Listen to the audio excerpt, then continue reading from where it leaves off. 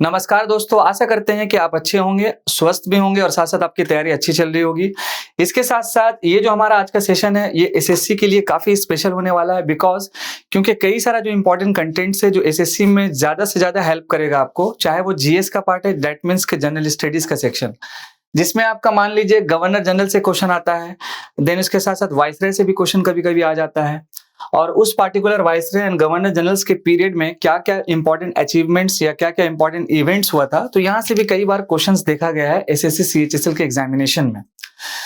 अब तैयारी बिल्कुल हो गया है अफोर्डेबल, आप सभी लोग बिल्कुल बस तैयार रहें, जबरदस्त तरीके से स्टडीज करें और हमसे जुड़े हुए रहें। स्पेशली मैं आपका दोस्त एंड होस्ट और आपका प्यारा सा अदनान सर। ओवरऑल आज का हमारा जो सेशन है गवर्नर जनरल और इसके रिगार्डिंग वाइसरॉय जो ड्यूरिंग द ब्रिटिश रूल में जो हमारे भारत पे शासन कर रहे थे, तो उसके रिगार्डिंग कुछ इंपॉर्टेंट सा लिस्ट है। आइए आज हम शुरुआत करते हैं आपके साथ मिल करके। अगर हम बात करेंगे वॉन हेस्टिंग का, तो इनका जो पीरियड था हमारे भारत देश में, जब हमारे देश आजाद नहीं हुई थी, तो 1774 से 1785 के बीच में, और इस पार्टिकुलर पीरियड में कई सारे इंपॉर्टेंट इवेंट्स और कई सारे इंपॉर्टेंट जो अचीवमेंट्स हुआ था, जिसको हम लोग जानते हैं। वॉन हेस्टिंग्स के पीरियड में पहले तो पॉइंट है कि first governor general of India थे। Second one, regulating act 1773 was introduced which ended the dual government in Bengal। ये आपको रिमेंबर रखना है, that is called DRK। यहां से कई बार क्वेश्चन आस्किंग हो जाएगा कि क्या वो इंपॉर्टेंट इवेंट्स हुआ था वॉन हेस्टिंग्स के पीरियड में और इनका पीरियड कब से कब तक था। तो एक ही साथ ये तीन इंपॉर्टेंट टेबल है। नेक्स्ट वन आपका लॉर्ड कर्नवालिस। इससे पहले थर्ड पॉइंट जानते हैं वॉन हेस्टिंग्स का। He was impeached due to management and personal corruption but was finally acquitted. This one point very important. Lord Cornwallis का जो पीरियड था 1786 से 1793 के बीच में था और इसके साथ तीन इंपॉर्टेंट इवेंट्स हुआ था, जिसमें फर्स्ट नाम, he introduced permanent settlement of Bengal, या इसको कह सकते हैं जमींदारी सिस्टम। देन इसके बाद he introduced police reform which is very important. आज का हमारा जो पुलिसिंग सिस्टम है या पुलिस रिफॉर्म सिस्टम है, ये कहीं ना कहीं लॉर्ड कर्नवालिस से लिया गया है। देन इसके बाद आपका last one, he led British forces in the third Anglo Mysore war to defeat Tipu Sultan. तो ये आपको इंपॉर्टेंट पॉइंट्स रिमेंबर रखना है, काफी बार एग्जामिनेशन में आया है। देन इसके बाद जो नेक्स्ट था पीरियड लॉर्ड वेलेस्ली का 1798 से 1805 के बीच में, और इन्होंने अपने पीरियड में कई सारे इंपॉर्टेंट अचीवमेंट्स किया, कई सारी चीजों का इंट्रोडक्शंस किया। तो first of all, he introduced the policy of subsidiary alliance, that is very important, to control the Indian rulers by keeping British forces in their territory। और Hyderabad was the first state to accept subsidiary alliance। तो यहाँ से question आ सकता है कि ऐसा कौन सा वो पहला स्टेट था जिसने सब्सिडरी अलियंस एक्सेप्ट किया, तो आपका आंसर क्या हो जाएगा, हैदराबाद।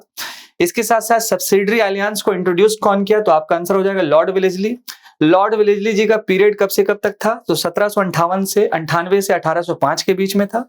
नेक्स्ट वन आपका लॉर्ड मिंटो वन, यानी कि पहला जब इनका शासन हुआ 1807 से लेकर के 1813 के बीच में। देन इसके बाद सबसे इंपॉर्टेंट है treaty of Amritsar which is very important with Maharaja Ranjit Singh, यानी पंजाब वाला इलाका। देन इसके बाद आपका लॉर्ड विलियम बेंटिक, इनका जो पीरियड था 1828 से 1835 के बीच में, और इन्होंने कुछ इंपॉर्टेंट अचीवमेंट्स किया अपने पीरियड में। He was made the first governor general of India, this one very important. Then इसके साथ साथ earlier the designation was governor general of Bengal, यानी कि दिस वन। इसके बाद आपका he carried out social reform such as prohibition of sati. Then Indian people were again appointed as subordinate जजेस।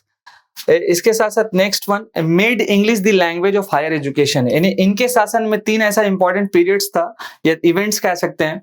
First one के पहले गवर्नर जनरल ऑफ इंडिया थे, इससे पहले ये जो डेजिग्नेशंस था वो गवर्नर जनरल ऑफ बंगाल्स का था। इसके बाद आपका एक सोशल रिफॉर्म्स जिसका प्रोहिबिशन हुआ था, प्रोहिबिशन ऑफ सती, जो आपका लॉर्ड विलियम बेंटिक्स के पीरियड में हुआ था।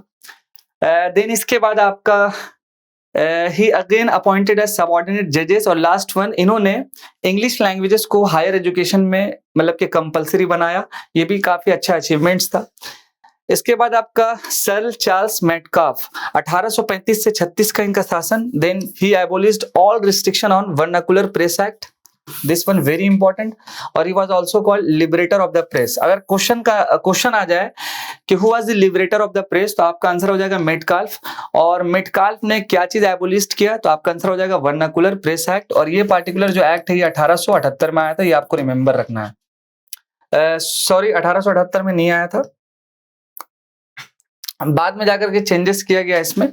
तो ओवरऑल अभी आपको ये एक इंपॉर्टेंट सेशन रिमेंबर रखना है कि किस तरह से ये अपना जाएगा अच्छे से, और क्या क्या पॉइंट्स पे आपको ज्यादा से ज्यादा फोकस करना है। नेक्स्ट वन आपका लॉर्ड ऑकलैंड 1836 से 1842, फर्स्ट अफगान वार, ये आपको रिमेंबर रखना है। इसके बाद आपका लॉर्ड डलहौजी का इंपॉर्टेंट शासन कब से कब तक था, तो 1848 से 1856।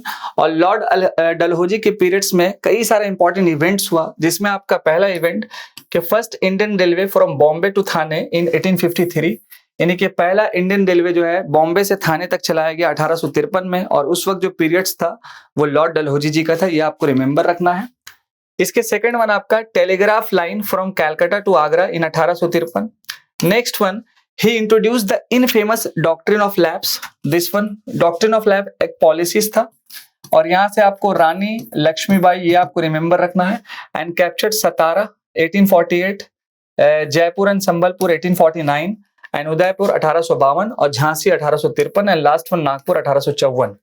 तो आपको लॉर्ड डलहौजी और इसके साथ साथ डॉक्ट्रिन ऑफ लैप्स और साथ साथ ये कुछ इंपॉर्टेंट जो लोकेशन है उसके डेट ये आपको रिमेंबर रखना है, कई बार इस पे क्वेश्चन आया है। इसके साथ साथ he made Shimla the summer capital of British India government. He started the public work department that is called PWD. आजकल जो आप पीडब्ल्यूडी देखते हैं तो ब्रिटिश के शासन में किसने इंट्रोड्यूस किया, तो लॉर्ड डलहौजी हो जाएगा। नेक्स्ट वन आपका remarriage of widows was legalised by widow remarriage act 1856। इसके बाद आपका लॉर्ड कैनिंग, ये आपको रिमेंबर रखें, 1856 से 1862 का इनका पीरियड था। फर्स्ट वन आपका म्यूटिनी ऑफ 1857, जो रिवॉल्ट ऑफ 1857 हुआ था वो। The mutiny he was made first viceroy of India. अगर आपसे क्वेश्चन आ जाए कि हमारे ब्रिटिश के पीरियड में पहले वाइसरॉय ऑफ इंडिया कौन थे, तो आपका आंसर क्या हो जाएगा, लॉर्ड कैनिंग, जो पहले वाइसरॉय ऑफ इंडिया थे।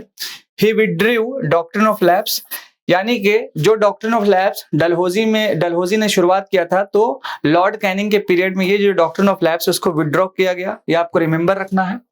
In 1861 Indian Council Act was passed, और last one university at Calcutta Bombay and Madras were established.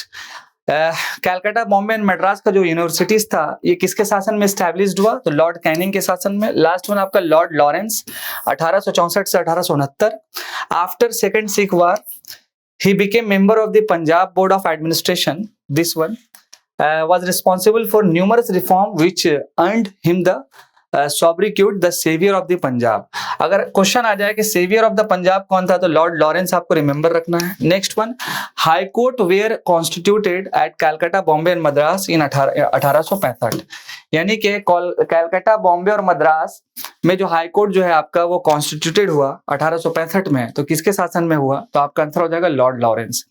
तो यहां तक हमारा जो है ये फर्स्ट पार्ट था गवर्नर जनरल एंड वाइसरॉयज को लेकर के। इसके बाद हमारा पार्ट सेकंड आएगा, तो हमारे वीडियोस पे जरूर बने हुए रहें ताकि आपके प्रिपरेशन में मेरा एक छोटा सा कंट्रीब्यूशन हो जाए, और मजा करें, जबरदस्त तरीके से पढ़ें और खतरनाक तरीके वाला गेम प्लान बनाएं और अच्छे से अच्छा मेहनत करके कामयाब हो जाए।